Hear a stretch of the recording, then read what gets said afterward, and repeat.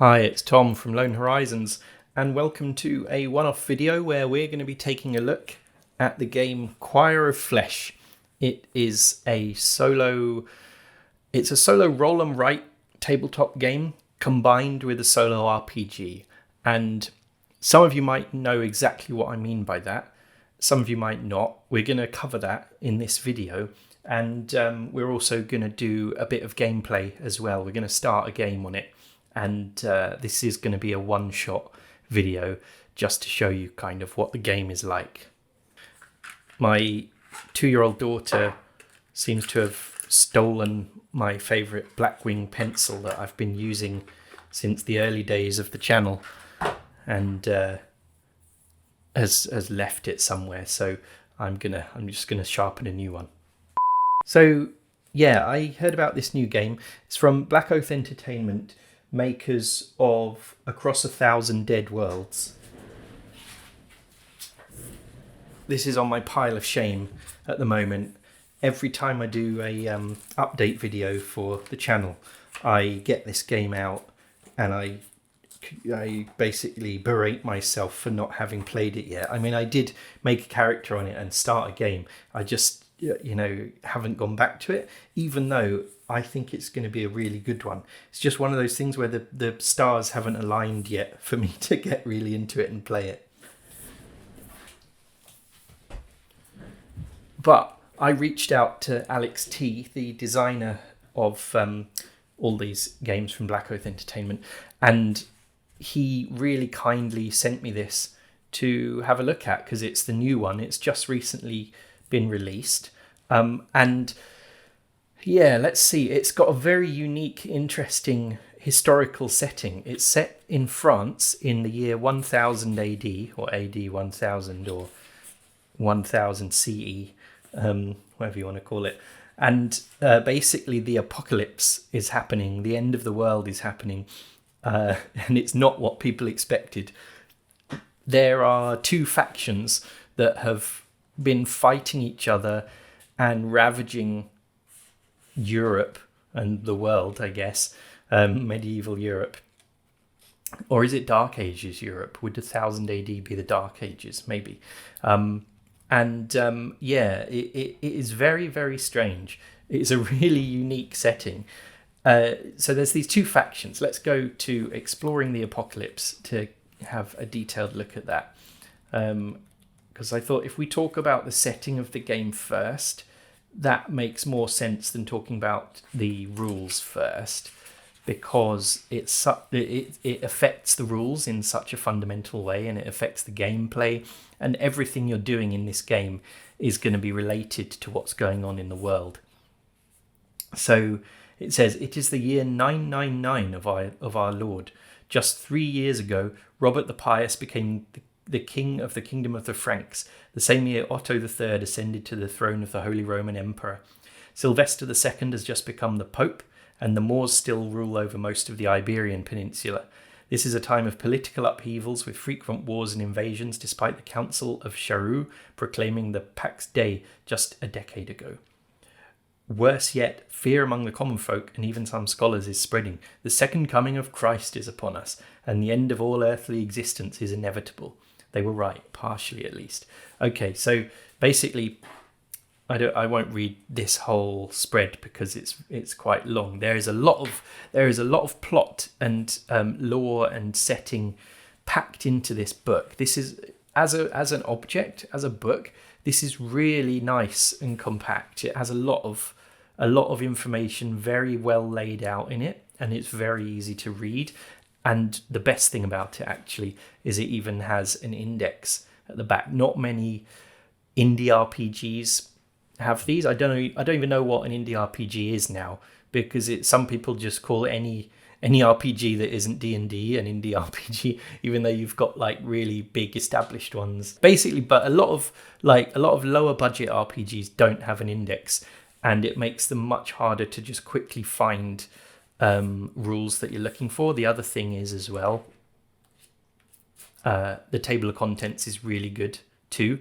Like if you want to look up a certain rule, like humanity, how does that work? That's here. Or anguish, that's there as well. So really, really easy to find things in this book. Anyway, this is a Lone Horizons video already. I'm already like off rambling about going in all different directions about different things when I should be sticking to the plot and the setting.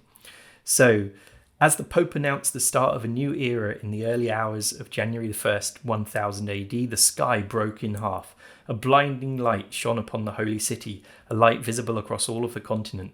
From that crack in the sky it emerged, the glorious celestial host, singing praises to God and to his new kingdom on earth. At first, everybody rejoiced. Moments later, though, many realized there was something wrong. The divine song brought unending bliss upon the feeble humans, but it also twisted their minds and bodies. People joyously threw themselves into fires, stabbed at their own eyes and ears, all while praising the Lord. Some even changed in strange ways, with mouths opening across all their bodies as terrible singing pustules. There was something wrong about the angels too. They were glorious, undoubtedly so, with divine halos covering their tall bodies and powerful voices full of love and care, but also twisted, broken, and deeply inhuman. Split faces, many eyes, multitudes of wings and mouths, all singing praises to the Lord of all, while descending upon the earth and changing it forever. In a matter of days, all of the Italian peninsula was devastated. So no more pizza was my first thought. I don't think maybe pizza wasn't invented back then. With most of the people having either joined the divine host as penitents or died a multitude of horrible deaths, the choir's faithful quickly advanced westwards and eastwards, spreading their influence and the good word. So basically it's like angels came down, everyone started singing and was overwhelmed, kind of like just completely taken over by this sort of divine song, and it mutated them, it warped their minds and bodies, turned people into strange creatures, turned other people into just mindless sort of penitents, it calls them. And then there's the angels as well. But then, as the skies broke open above Rome, so did the ground under the city of Toledo in the Iberian Peninsula. Flesh appendices the size of mountains erupted from deep below, quickly devastating the city and all its surroundings. Worse still, everything touched by those horrible fleshy tentacles quickly melted away, the very soil turning into a vast surface of raw meat. Wow. Humans, animals, plants, they all fused together, melted together into obscene pulsating mounds of flesh, forever extending outwards. Where the choir expanded its influence via song and prayer, the flesh that feeds silently devoured it all, turning the whole peninsula into a wasteland of pulsating flesh. So that's what Spain's like now, basically. It says, although seemingly primal and without the capacity to think, the flesh that feeds appeared to sense the threat to its existence that the choir supposed. After its initial violently brutal outburst that expanded its influence across thousands of miles in just a few days, it contracted, waiting. Those who were close enough to witness it tell stories of the first apostates emerging from the flesh's territory. These humans, while visibly and horribly changed, seem to have retained most of their mental faculties and quickly organized into a single repulsive army, a response to the choir's faithful. The flesh's apostates gathered and marched to meet the divine host. So you've got these two weird factions, one sent from heaven and one I don't know, I don't think from hell. I think it's meant to be like older than time itself, for a time before God, even, that kind of thing. If you are religious and quite sensitive about this kind of thing, it may not be the game for you, because there's a lot of quite weird religious imagery in this, and it has a kind of content warning at the start about that it's mature content, explores complex religious themes that may be sensitive or challenging to some readers, but the content is fictional and presented for artistic and narrative purposes. It's not intended to offend or promote any particular belief system. Reader discretion is advised. That's worth noting, I think. The Flesh That Feeds really reminds me of this graphic novelist from Japan, Junji Ito Junji. I've got two of his books. One is Uzumaki and one is Gyo. I don't think I can even show them on YouTube on camera, because every single image in the books is extremely bizarre, with like warped flesh and mutation coming out of people. If you like that kind of stuff, I recommend you look up his work. Anyway, so basically those two factions are clashing in Europe. The Kingdom of France is no more. King Robert was swiftly taken by the flesh while he attempted to flee the country to England, and his nobles are all dead or scattered across the land, with some of them having willingly joined the choir and now serving as generals in its army. So yeah, it's just chaos. It's it's apocalyptic. It's not post-apocalyptic. The apocalypse is still going on. Ordinary people are being killed left, right, and centre. Some of them are being transformed by the choir. Some of them are being transformed by the flesh that feeds. It's really, it's really grim. And in this, you play an ordinary person. I think every background you can have is like a kind of peasant background. I don't think you can be a noble or anything. And you're trying to survive. You are going to be doing a lot of sort of survival and exploration gameplay. So if you like that, surviving against the environment, that's in here. There is also settlement building as well. Just looking for that. See, you've got your settlement sheet alongside your character sheet. This is quite a detailed, in-depth character sheet with a lot of stats on it. And I'm not going to kind of take you through the whole character sheet and explain everything, because I think then this would have to be a kind of video series of how to play the game rather than an exploration of it, which is what I want to do. So yeah, you basically survive. You have to look after your settlement by going out into the world and bringing back these different types of materials for it. And when you bring these back, you can use them, especially like metal, stone and wood, to build upgrades to your settlement. It's a bit like what we were looking at a few months ago in the Walking Dead universe RPG, which can be played solo as well if you watch that set of videos.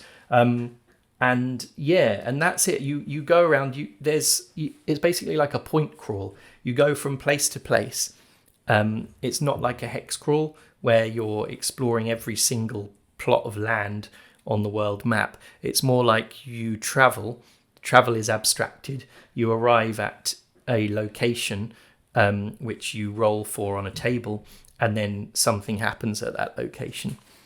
From my game that I've been playing the last few days, this is my map.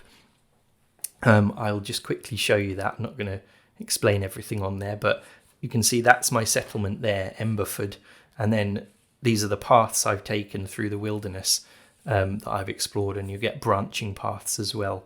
And I had all sorts of fun and games going on in all of these places, like the Desecrated Sepulchre and the Fallen Aqueduct.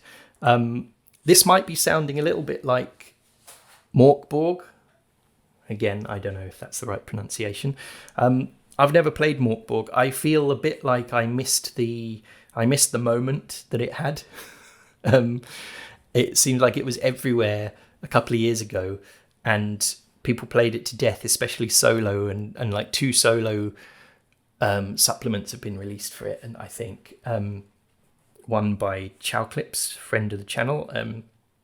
Hope you're doing all right wherever you are.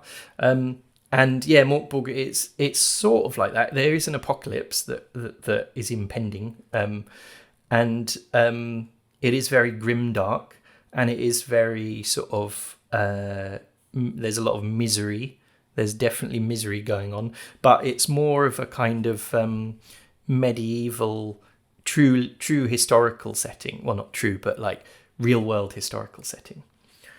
So we've had a roughly 16-minute long and rambling intro so far. I think it's time we get stuck into the actual game and start making a character and a settlement.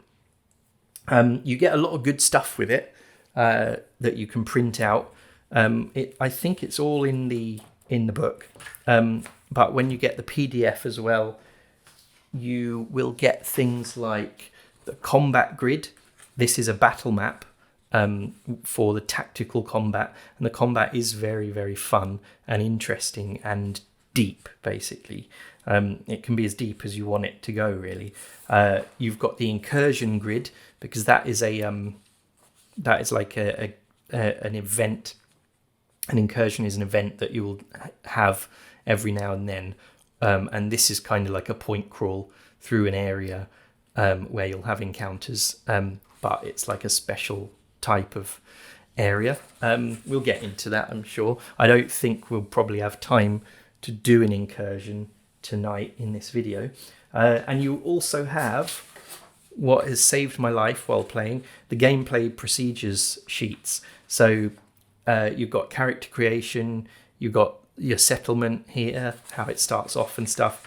You've got the core procedures, like how you do skill checks and things. You've got the combat rules. And then you've got the exploration procedure, which is called the endless travail. Travail, is that how you say that? I think it's a French word. And that is what you spend like the gameplay part of the game doing. That is the gameplay loop. Just before we get started, the other thing that I wanted to say while we're doing this kind of overview of it is this is a solo game, right? A solo tabletop game that, remember at the start I said it's like a sort of solo roll and write tabletop game, but it's also a solo RPG. It combines those two things really, really well in a really clever, interesting way. The first type of game that I mentioned, the solo roll and write game, is things like, and now I have to think of some off the top of my head, 4 Against Darkness, 2D6 Dungeon, mostly, Grimscar RPG, the one that we played the other week. I'm just looking at my shelf from here. And lots of other kind of games where you have a gameplay loop that you follow, like a procedure, like going out from your settlement, doing a point crawl, encountering things, fighting monsters, scavenging, coming back to your settlement and doing stuff with what you scavenged. That is a core gameplay loop in this game, the core gameplay loop.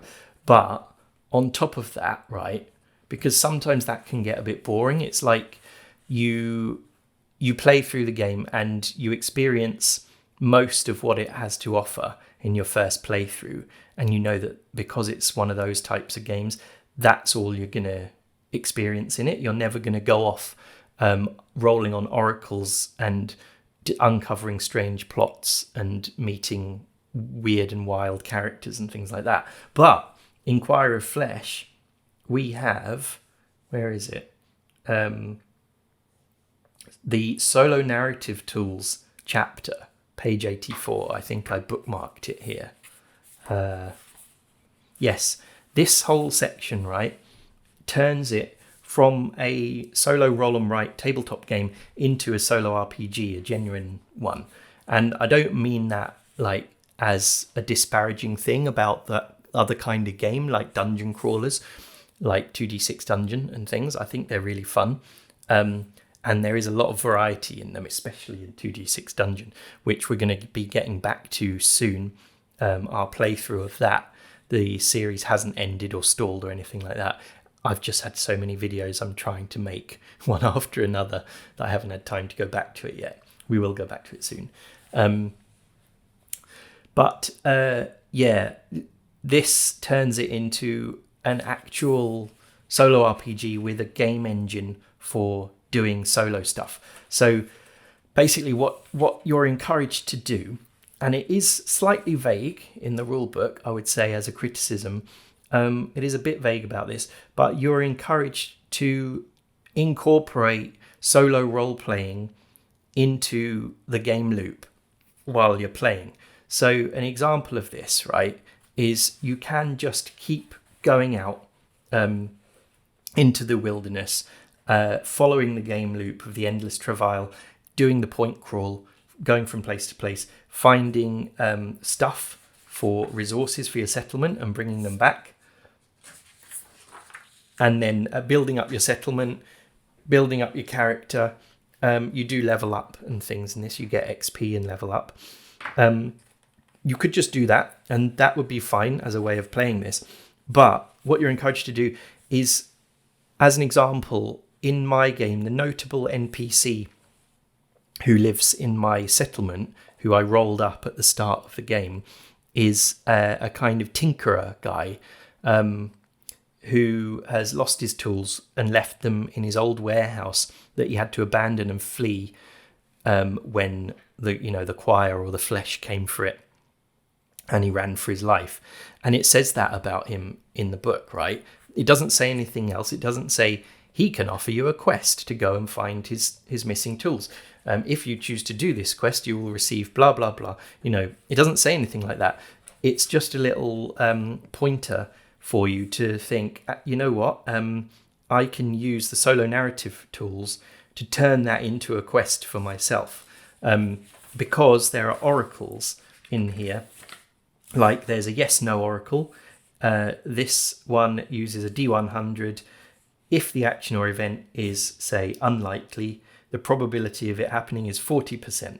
So you can ask the oracle a question. If you've played a lot of solo RPGs, you'll know exactly what I'm talking about.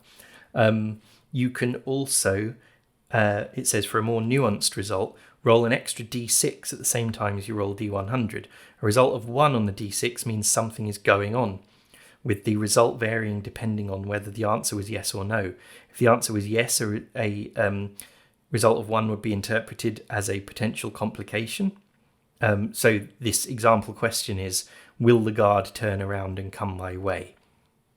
So if the answer was yes, and you rolled a 1 on the extra D6, then there could be a potential complication there. Well, if the answer was no, a 1 would mean there's a chance something positive might happen. And then there's a complication table here that you can roll in as well. So one of them here is there's an unexpected event at a very good or bad moment, or something that appears to be one way is actually another. So yeah, that comes from that oracle there.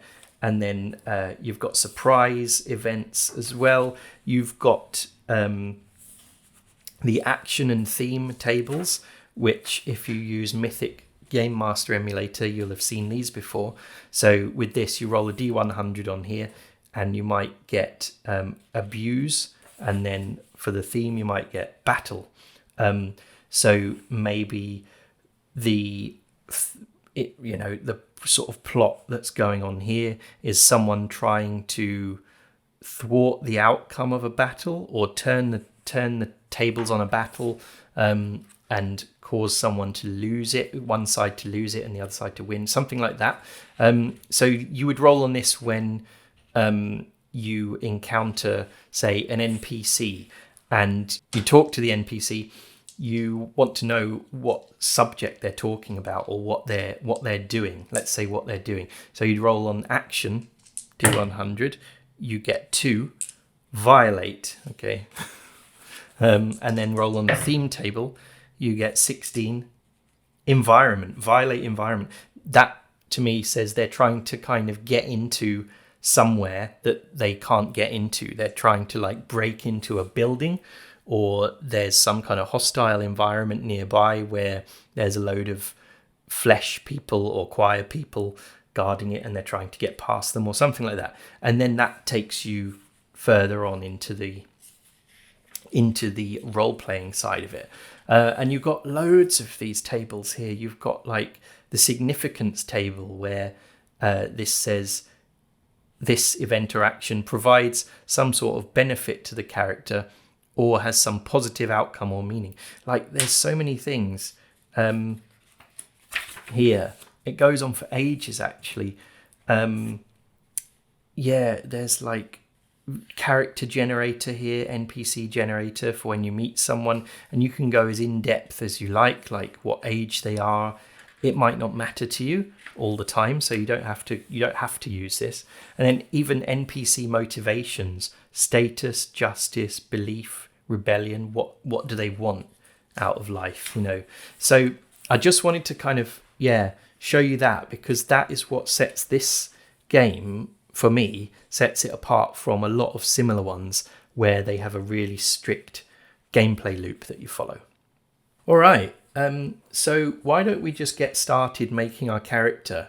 And I'm not going to explain the rules. I'm not going to, I've bookmarked the combat section. I've bookmarked the stuff about checks, skill checks and things. But I'm not going to kind of go through each one, because I just want to really get into the gameplay now and let's do a little bit of exploration of the world, and before that make our character. So let's go to the character creation bit of the core procedures, or the gameplay procedures sheet. Okay, so here we go. We'll put this aside for now. Some of you may be like, scaling dynamic target numbers? What? That's something that's going to come up, that may be something that's new to you in RPGs. It was definitely new to me and quite interesting. That will come up later. So we need to put this somewhere, right, where I can see it. I know the text is really small, so you're probably watching on your phone in the doctor's waiting room, and an elderly lady sitting next to you is going to see this illustration and say, what? What's that? Exploring the Apocalypse, chapter 4. Yeah, that's a chapter that we'll be using. Anyway, yeah, so that text is probably too small for you to read. Character creation. So, as you can see, this should look familiar. Strength, constitution, dexterity, intelligence, and then you've got willpower and presence. So it's similar to D20 based RPGs. You also roll a D20 for the skill check. But for now we will start creating the character. You roll 4d6 and add them together, but drop the lowest result. So that is something that should be familiar to a lot of people as well. 1, 2, 3, 4. No, 4. I sometimes find this die a bit hard to read on camera. So strength. Drop the lowest. That's 2. So 6, 10. We've got 10 strength. Not great. Oops. Already broken the pencil.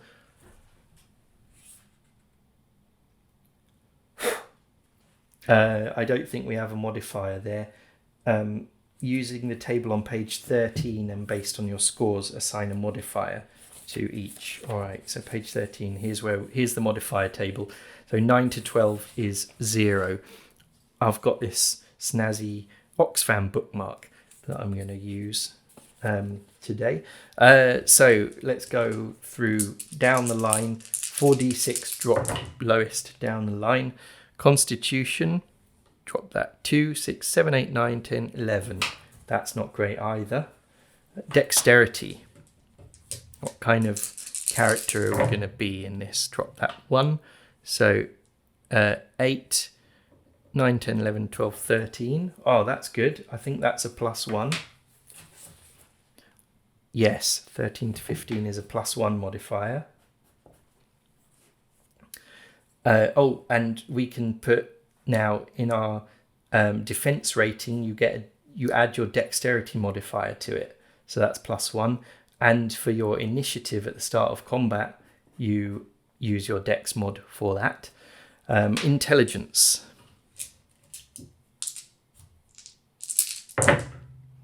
Drop that 1. 11. Well, he's not outstanding in any way so far. Oh, this is good. 12, 17. 17 willpower. He at least when he sets his mind to something, he's gonna do it. That's a +2 bonus. Okay. Can't remember if I need to add the willpower mod to anything on here. I don't think so at the moment.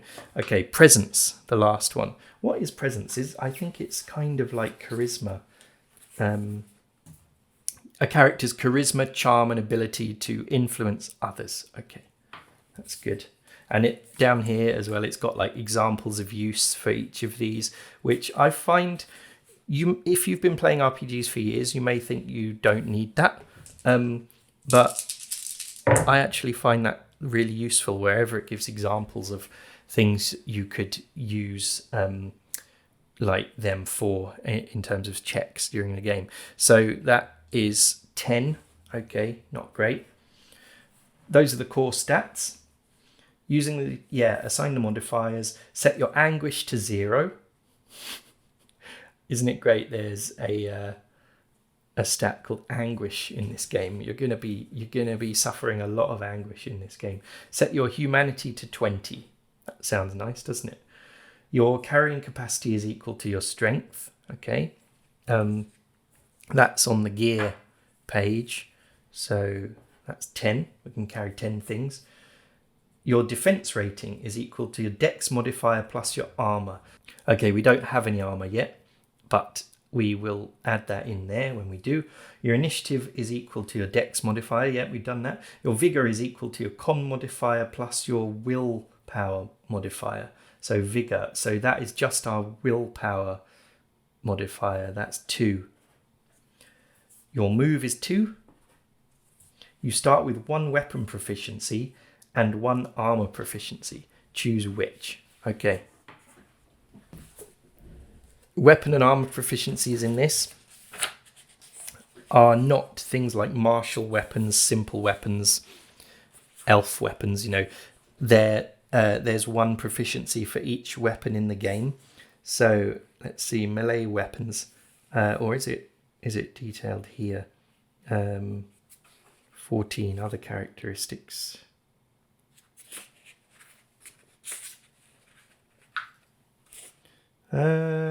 Proficiencies. Okay, just the gear chapter. All right, go to that and find them. 206, 209. And this is a historically accurate game, apart from all the monsters. So the weapons and armor available to you are what were around in the year 1000. Okay, yeah, so let's see. We've got a +1 dexterity modifier, which I think we can use with the ranged weapon. So should we use, say, a crossbow or a longbow? We could be Welsh. Longbow was invented in Wales, I think. So let's see. A crossbow. While slower than a traditional bow, it requires less training and its projectiles can punch through armor with terrifying force. So the traits are two-handed, ranged, brutal, and slow. Let's see. Here are the weapon traits. Two-handed. This weapon requires 2 hands. Oh, okay. So you can't have a shield in your other hand. What's brutal? The weapon is heavy and difficult to defend against. When you attack with this weapon, the target's defense rating is shifted down. Okay, so basically it's like as if their armor class was 1 point worse than normal. That's good. And then ranged.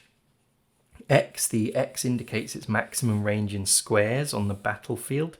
So 4, that's good. But the longbow is 5. Ranged attacks suffer a -2 burden. So that's basically a -2 penalty against targets behind cover. And disadvantage when attacking a target in an adjacent square. This game has advantage and disadvantage in it, which if you haven't come across them before, it means if you have to roll with disadvantage, you for an attack, you roll your attack die twice and you have to pick the lowest number. Well, the worst roll result. Okay, well, let's have a crossbow then. So, yeah, I'm going to write proficiencies crossbow. But you only get one weapon proficiency and one armor proficiency. So we can't have like dagger proficiency as well, or sword or something like that. So let's look at armor. You can have a gambeson, which is like a padded jacket. I think it can be worn as a standalone armor or as an essential layer beneath other armors. And I think it's what you would wear if you were a peasant who had been, recruited into the army of a local lord in medieval England or France. Chainmail or scale armor. Chainmail costs 500 rations. Rations, that's the rations symbol. Rations are the currency in this game. No one cares about gold anymore because it's useless. Rations keep you alive, so that's what people use to trade. So chainmail is very expensive. I don't think we're going to be able to afford it at the start. So, and then there's scale armor. Let's just go with the gambeson proficiency because that only costs 30 rations. So I'm pretty sure we can do it. Does the crossbow have bolts that need to like be replenished? I don't know. We might have to use a usage die for that, which we'll get to soon. Okay, so proficiency gambeson. Looks like you can gain lots of other proficiencies in the game. Okay, moving on from that. Pick one feat. All right, feats. There are feats in this game.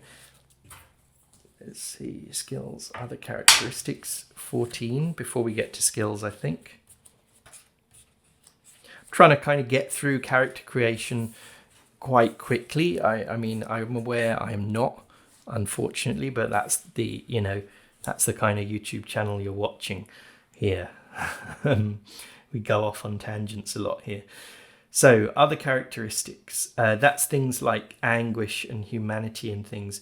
Feats. Let's see. Here they are, feats. New PCs start the game with 1 free feat and can pick more by taking drawbacks at a rate of 1 drawback for 1 feat. That's in quite a lot of RPGs, isn't it? So let's see. You can pick backstab as a feat. So there aren't classes in this. You're basically just a peasant, but you might be good at being sneaky and can take that. So you get 1 free feat and can get more by taking a drawback. Explorer is a really good one because it gives you an additional exploration turn per day. As we'll see, the exploration gameplay loop involves 4 turns, 4 exploration turns per day. So you can do 1 thing in each of those turns. But if you get the Explorer feat, then you get an extra one and you have 5. So you can get more done in a day. Let's see. Why don't we get healer? You have +2 mastery when making intelligence checks related to healing. I've just got a feeling that would be quite useful. So I'm going to take healer. And just for the sake of like time, I'm not going to pick a drawback and get another free feat from that. I think we'll just carry on. Let's see. You can choose to roll up to 3 times on the drawback table. Wow. Pick 4 skills.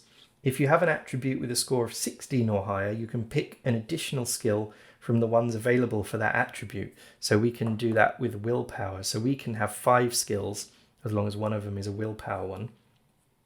You can forego 1 skill and pick a gift of the unmade instead. This blessing comes with no stigmata associated with it. So that is basically a kind of bonus thing that you get as a character. And normally you get a kind of penalty when you get one of them, but in this case, it's saying you don't have to get the penalty. So let's find skills, page 16.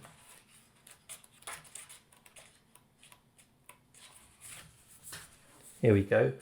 So 4 skills, and then we'll get an extra one from willpower. All right, so each skill depends on one of your stats, whatever they are, characteristics. These things called different things in every RPG that I've played. So, firstly, what kind of character are we sort of becoming here? He's got very strong willpower. He sets his mind to something and he achieves it no matter what. He's quite dexterous. He's quite good at aiming a crossbow. And he's a healer. Maybe he was some kind of soldier. Maybe he has experience being in an army of a French lord, French nobleman, and fighting against English ones, maybe, depending whoever it was, the enemy of the time. It was always France versus England, and England versus France all throughout the medieval period, and before that as well.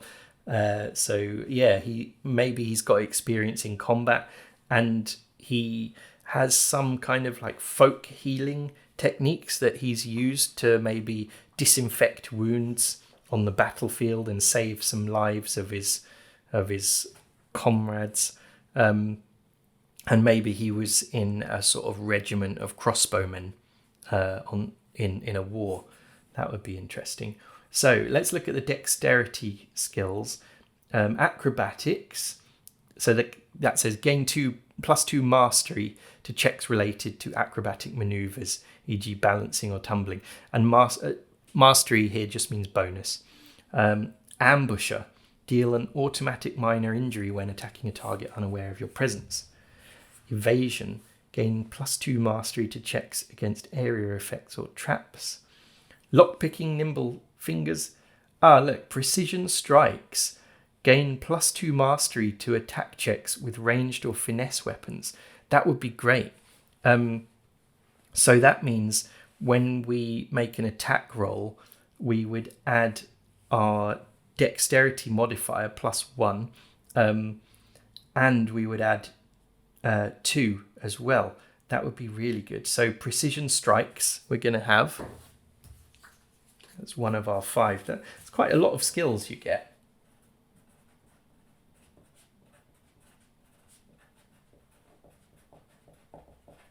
I wonder where we write that down though. Weapon traits. So we're going to need to buy a crossbow. I hope we can afford one. Total attack bonus. Okay, so it'll be there. We need to just remember to do that when we write down the crossbow. Quick draw, gain +2 initiative. That would be good too. That's 2 skills. Let's get that. Let's try and be like this super fast gunslinging crossbow guy. Quick draw.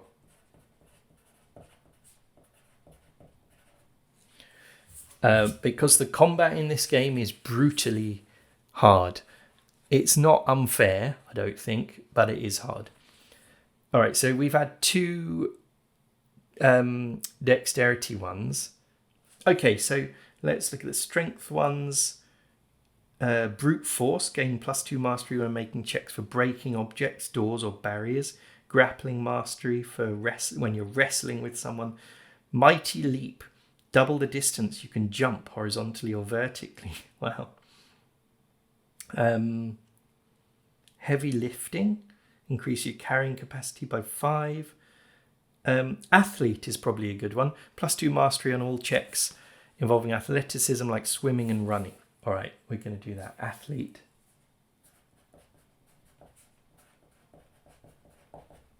And then maybe for the last 2, we should lean into what we're good at, willpower, and choose 2 of them.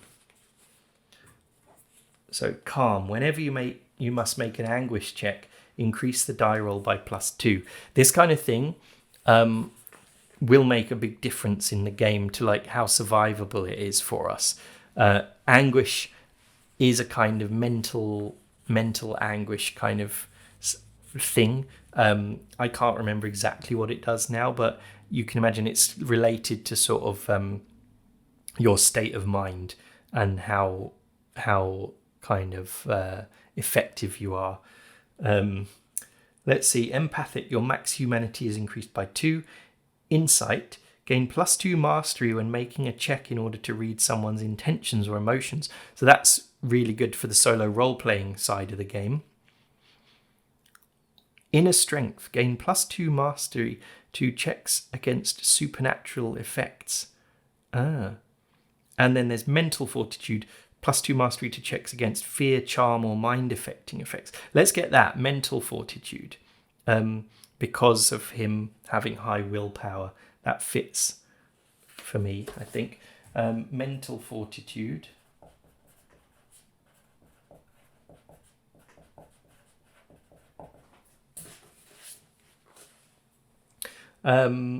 Psychic resistance, soul resistance. So this is armor class bonuses against different types of damage. Okay, there is a lot in the combat in this game. You're going to be shocked when we get to it. Self-reflection. Once per day, you can spend 1 hour while at camp thinking about the day's events, which grants you +5 XP. That will get you leveling up a lot faster, I think. Let's do that. Self-reflection. Okay.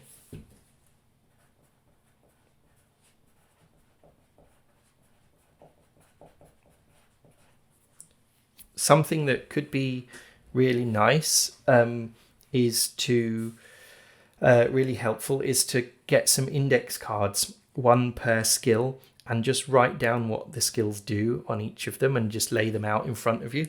I've never done that before. I just had that idea right this second. I don't know why I've never tried doing that in an RPG before, but I think that would be a really good idea, actually. Okay, so our skills are done. Roll on a sin that defines you table, page 19. Yeah, so here are some final details about our character that we're going to learn. It's not up to us. So, in a world torn between the choir's maddening song and the flesh's silent consumption, the only way to remain sane is to cling to a core truth of your own. For you, that truth is a sin. This is not a petty flaw or minor transgression. It is the bedrock of your soul, the defiant active will that anchors you against the horrors. It is the reason you have not been remade or unmade. Roll a d10 or choose the sin that best befits your character. That's interesting. It is the reason you have not been remade or unmade by the choir or the flesh, I think. Okay, so we'll roll a d10. 4. Avarice. Ooh. Gold is real. A sword is real. A full belly is real. You cling to the tangible material world with a ferocious greed. The choir's promises are just noise, and the flesh's hunger is a problem for others. While zealots and monsters war over the nature of reality, you are grounded by what you can hold, count, and own. Okay, avarice. So, a sin that defines you. Here we go. So, I think when you're role-playing, you need to keep that in mind as part of your character's personality. You may not like that you just get told that by the game at the start and you can't choose your character's personality. I mean, you can choose their personality to an extent, but you're expected to incorporate this into it. A shard of the old world. So this is a kind of item that you bring with you that has significance for you, like a kind of talisman that you're holding on to as a symbol of hope, basically. So let's see, roll a d10, or it says, or choose the shard that your character protects. Oh, okay, hang on. All right, so forget what I just said. You can choose the sin that best fits your character. Okay, that is fine. You can choose what kind of character you are in this. D10. All right. 10. A vial of seawater, a small corked bottle containing salt water from a coast that has long since been unmade by the flesh. Its truth is the memory of boundaries. It reminds you that the world once had edges that the land ended and the sea began. It is a symbol of a finite world as opposed to the endless invasive hunger of the flesh that has erased it all. Okay, that's interesting. So we have got, I think that is a non-encumbering item because it's small. Vial of seawater.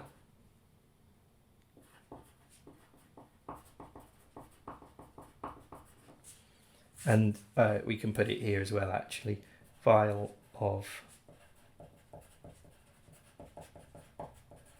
seawater. Let's see. Roll on a Whisper of Doom table. All right. Got a couple more bits to do. A Whisper of Doom, D10. Yes. So this is another role-playing aspect of the game. It says, hope is a dangerous poison in the year 1000, but a whisper of it is all you have. You clutch a rumour, a fragmented map, a dying man's last word, the beginning of a quest that will almost certainly destroy you. But it is your quest. It is the one thing that gives your struggle meaning in the face of the end. This doomed purpose is what keeps you from succumbing to the choir's song or the flesh's embrace. Roll a d10 or choose the rumour that haunts you.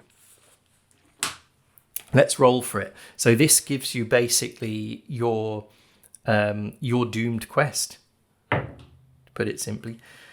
8. The Papal Testament. Before Pope Sylvester II became the choir's mouthpiece, he wrote a final secret encyclical. Okay, that's some kind of Catholic thing, I think, condemning the angels and detailing a potential weakness. The letter was smuggled out of Rome, but never reached its destination. You search for this last testament of the true church, a document that could turn the faithful against their heavenly tormentors. It's a potential weakness in the angels. That's really cool. That's like the plot of a film, isn't it? That's really nice. The Papal Testament. Okay, so let's write that down.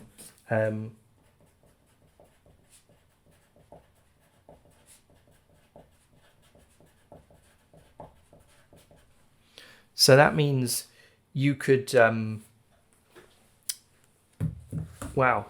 could actually bring down the choir in your playthrough of the game. There's no reason why you couldn't. That could lead to it. That can be the item, the kind of MacGuffin that you're going after all the way through the game. That's really nice. All right, and then roll on the former occupation table, page 24. Choose an additional skill from the ones offered by your occupation and write down your trouble. Okay. D10. 3. Craftsman. Okay. You are a creator, a blacksmith, weaver, mason, or carpenter. You know how to turn raw materials into things of use and value. Your hands know work that is precise and meaningful. Skills: brute force, nimble fingers, haggling. Troubles: you see the world in terms of things that can be fixed and built, a view that is constantly challenged by a world being unmade. Right. Okay. So he was a craftsman.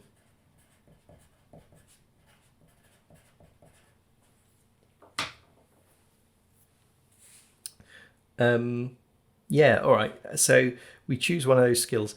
Brute force, strength, that was for like kicking down doors and things. Nimble fingers, dexterity, or haggling, presence. I like the idea of haggling or nimble fingers. Where are the skills gone? Here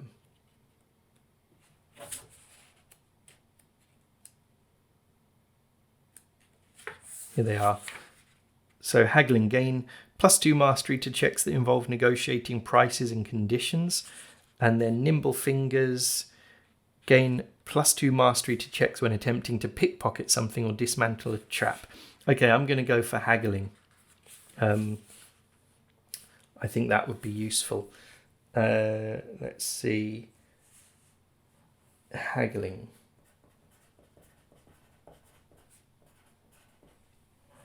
All right. So, optional. Pick or roll randomly for a name on the table on page 26. Let's do that.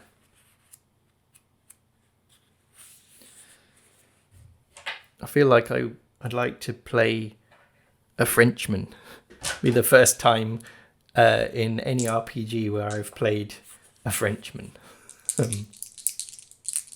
I just think that word is so funny, like Frenchman. It just sounds so like sort of like something your granddad would say if you're British. I met this bloke. He was a Frenchman. Frenchman he was. I don't know why. It just makes me laugh. 48. Yusuf. Oh, that's not French. That's like a guy who's come from the Middle East and has somehow ended up in France. Well, why don't we go with that, Yusuf? I think it's like the Arabic version of Joseph. Yusuf. Okay, Yusuf. Write that down. So let's say he's a stranger in this land. He's kind of fled from a faraway land in the east. And he brought a vial of seawater, maybe from the Red Sea, with him.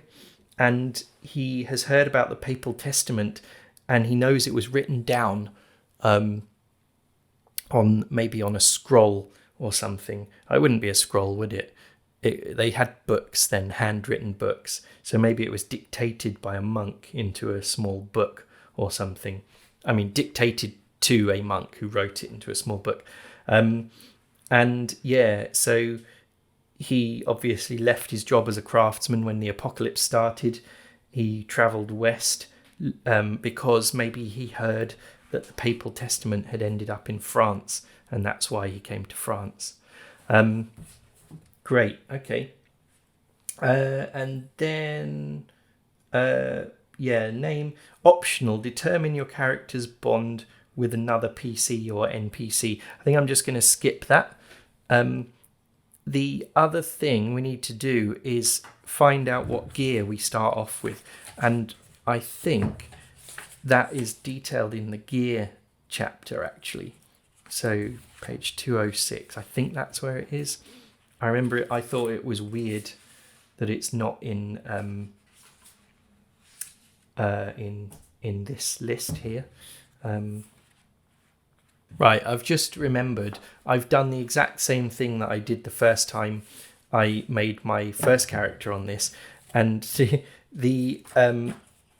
there is a black box in the character creation chapter, page 10. Let's see. Yeah, I think this is it. Yeah, here it is. So this is worth mentioning, actually. So I couldn't find. I was confused that this didn't mention your starting gear. So then I went to the gear chapter to see if it was in there. It wasn't in there. And then I went on the Blackoath Entertainment Discord server, which you should definitely join if you're going to play this, because it has a dedicated channel for Choir of Flesh. And in there I asked, does anyone know what gear, like how you find out what gear you start the game with? And Alex T, the designer, really, really quickly replied and said there's this black box in the character creation chapter. So he is really responsive on there if you want to ask a question about the rules. Anyway, you can see here, all newly created characters start the game with a weapon of their choice. See page 211, a gambeson, page 215, and 30 rations. Okay, so you don't have to buy the crossbow that I want, and you can just have it. And you get a gambeson, which is good. So gear, we are going to have the gambeson in here. And weapon of their choice and 30 rations, and then you can spend rations as well. It says you can spend rations on any piece of equipment found on chapter 6. I'm guessing you can buy more than one piece of equipment with it. So let's see, weapon of choice, page 211. That's the list of weapons there. So we know we're going to get a crossbow. I just want to find the oops, the stats that I need to write down. By the way, the quality of this print in the book is really nice. I really like the typography. I like the layout. I like the feel of the paper. It is a print-on-demand book, so it's perfect bound. So if you play it to death, it probably will come apart one day, but that will be years from now, I guess. So, crossbow. Let's write that down in the weapon box here as well. Traits, two-handed and ranged. I'm going to put 2H for two-handed. Oh, ranged 4. Oh, I need to make some more room there, don't I? Because I need to write ranged 4. Hang on. 2H. Ranged 4. And it's got another trait as well. Oh no, you have to write really small. Brutal and slow. Okay. Oh, what does slow mean? I didn't even notice that. Does it mean we can only shoot like once every 2 turns? We're going to get killed.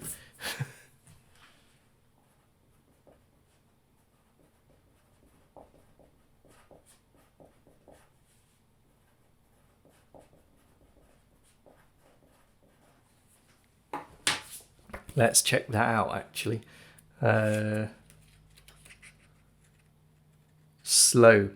Oh, it just reduces your initiative by 2. Okay. Yeah, all right. So weight is normal. That's good to know. I don't think that affects anything here. We just have to remember that we can carry 10 things that aren't non-encumbering items. Oh, yeah, we should get a backpack, shouldn't we? Because then I think it adds more. Let's see. Go to the start of the gear chapter. Backpack gives you plus 10 item slots. Now that's interesting. So there's carrying capacity and there's item slots, which I think are different. Okay. Encumbrance, right, yeah. So you can carry a number of items equal to strength without penalty. More than that, you become encumbered and you have disadvantage on all physical rolls. Okay, blah, blah, blah. Normal items take up 1 item slot. Heavy items take up 2 item slots. Okay. And then light items can be bundled up to 10 into a single item slot. So you can acquire and equip a maximum of 2 backpacks. And it increases the number of available item slots by 10. All right, so what do you start with for item slots then? A character without a backpack can only carry a number of items equal to their carrying capacity. So then item slots, let's just check the index for that. Oh, carrying capacity, this determines how many item slots a character has available to carry items on their person, and it's equal to their strength. So item slots and carrying capacity is the same thing. All right, that's a bit strangely worded there. All right.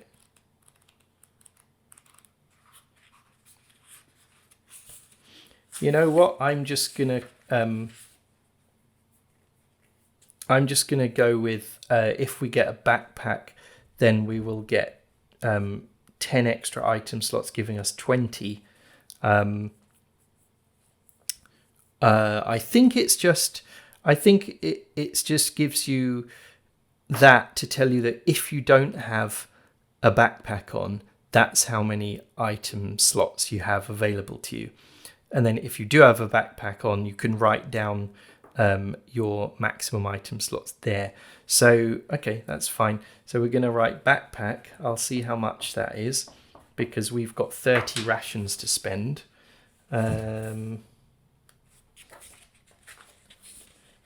20, okay. So Yeah. And then bedroll, sleeping without a bedroll reduces the number of available exploration turns during the Endless Travail phase by 1. So we should really have a bedroll as well. That costs 5. That would leave us with 5 left. So then if we wanted to get a dagger, then we could spend 5 rations to get a dagger. But then we've got no rations left, meaning we can't eat while we're exploring, and we'll just be starving, making the game much harder for us. All right, wow, yeah. Okay, so I have the option of either getting a second weapon, a dagger, or getting a bedroll and reduce and not having to reduce the amount of exploration turns we get. Wow, this is really brutal. All right, I'm going to get the dagger only, and then I'll have 5 rations left. Okay, so my rations are here somewhere. Here we go. 5 backpack, yes, plus 10. Okay, so that doesn't. Yeah, that shouldn't count as an item in there. It goes up there. All right, gambeson crossbow dagger. And in here, I can write my total attack bonus, which will be +1 from my dexterity modifier and +2 from precision strikes.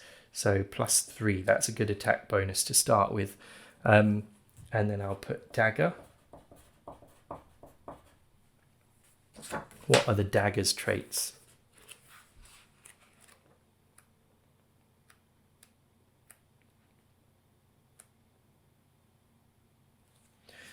Traits: one-handed, agile, finesse, and versatile. Is finesse like weapon finesse in D&D? Yes, you can use your dex modifier instead of your strength modifier for attack checks with this weapon. That's great.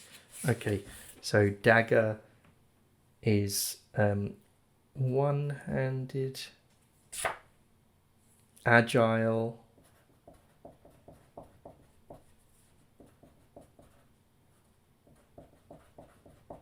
finesse, versatile.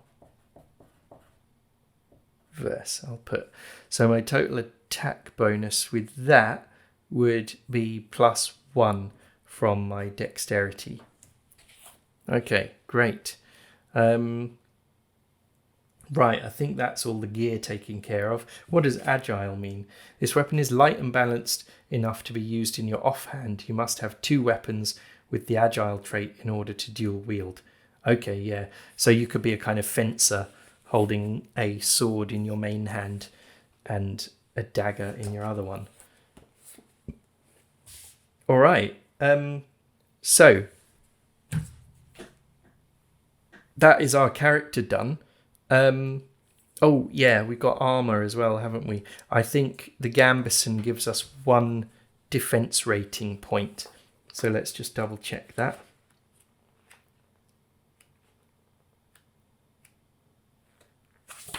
Yeah, it's only 1. Okay.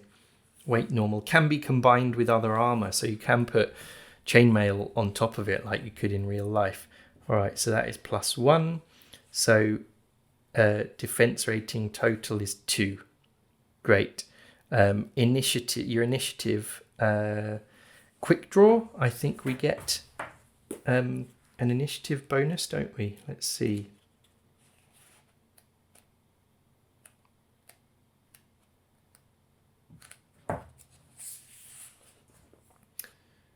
Yeah, gain +2 initiative. Okay, so initiative other +2.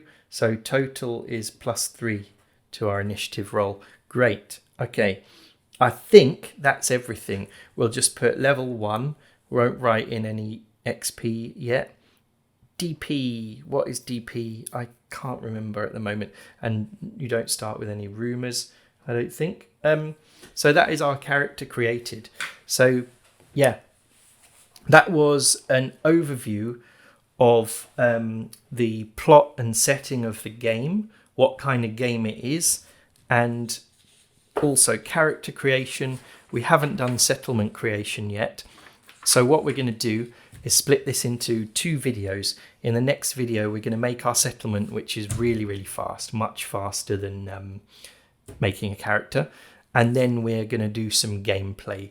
And then that will be the end of our sort of brief look into what it's like to play Choir of Flesh. I really recommend this. I can't remember what it costs or anything, but I will put a link in the video's description. So yeah, have you played Choir of Flesh yet? If you have, let me know what happened to your character in the comments below.